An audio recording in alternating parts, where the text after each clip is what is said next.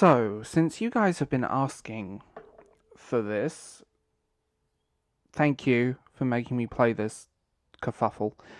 Um, I played it for you, and probably so you don't have to, but let's talk about this game. It's Lord of the Rings Heroes of Middle-earth. It is a online and offline collectible strategy game that's currently available for mobile. And, where do we start with it? So, first things first, it isn't a narrative game. There is some sense of a plot. So, effectively, it's a sequel to Lord of the Rings. A new ring appears, there's a brainwashed elf, there's a whole thing. But it kind of doesn't flow very well. And again, games like this, the story is definitely not the main attraction. It's a very generic story. And what I will say is it's EA. So EA are known for pay-to-win games, and this is no exception. If you don't spend money, this game is going to be a slog, to say the least, on the subject.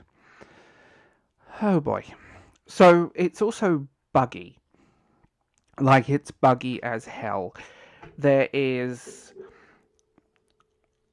is so many weird little bugs. Stuff freezing, micro stutters, glitches when fighting, animation doesn't flow correctly or it glitches. It's extremely jerky, and that can be fixed. That's fixable, but it does need a lot of updates, and a lot of the issues can be fixed with updates. Again, unfinished buggy messes are EA's forte. So, gameplay. Oh boy. Where do I start with this one? It's so it's a turn-based RPG style combat with a tactical element, choosing the enemy or using an attack and so on. It's quite simple. It's very easy gameplay. Multiplayer is pretty average and straightforward, and it uses the same standard grid mode and arena mode that quite a lot of mobile games of this style have done. If you like things like the Star Trek game and the Star Wars games and things on mobile, you'll probably like this. It's very much the same gameplay. It's that collect characters and upgrade them, level them up, do all this stuff. Now, the character roster is huge. That's a thing. Like, I'm reading this in my notes, and I'm like, the character roster is actually surprisingly big. There is a huge gap in the launch experience and expectations, and it makes it kind of uneven. And it's nice having these characters show up. It's nice getting these old, the art style is actually really nice. It's got this cartoony-ish Fable vibe that kind of works, actually, which surprised me. And I will give credit, there's a champion mode, and it's actually good. I was, again, surprised. Surface level storytelling. Combat encounters are fast and quick. Character mode consists of light, dark, and grid champions, and all of this stuff. There's a whole list of things. And I'm going to swing back round to the graphics to say that I'm actually surprised how pretty this game looks. Like, it actually is a nice aesthetic. Yes, it's running on mobile. It definitely reminds me more of a PS2 game, which is a surprise in terms of just how it looks, the animations and movements, but it's fine. Then we talk about the pay-to-win element. You can do free-to-play in this, but it will be a slog. The pay-to-win element is expensive. And to make enough coin, to make enough little teardrop crisp gem things, you're going to be there for a very, very long time. And that's fine, but it will get boring.